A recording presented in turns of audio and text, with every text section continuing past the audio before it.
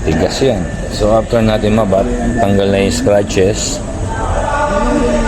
Pinagdadasal ko dito, huwag mabakbak yung pintura or ma-paint chip pag pinupul natin.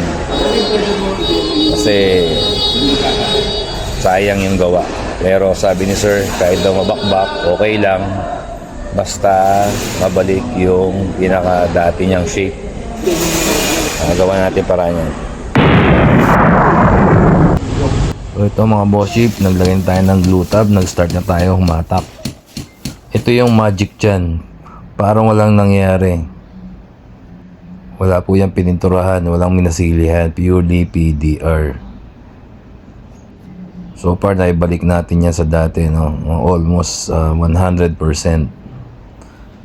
Medyo natagalan nga lang tayo sa pagre-repair niyan. Mabot din yan ng mga 3 hours.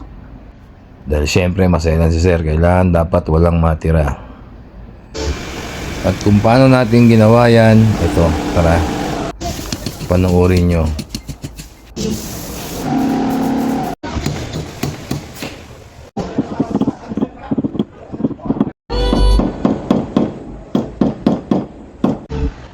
Bali, nagbutas nga pala tayo dyan, no, para daanan ng tools dahil yung part na yan, wala pong access yan. So, wala tayong dadaanan ng tools. So, kailangan natin magbutas.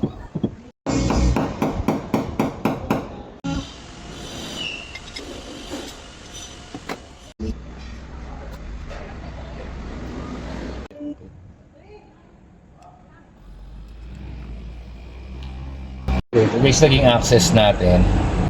Tapos, ito yung back cover natin. So, parang wala rin naging damage na o naging butas yan. That's sealed na sealed siya, hindi siya papasukin ng tubig. So, ayan na. Okay na. Kabitan natin ito.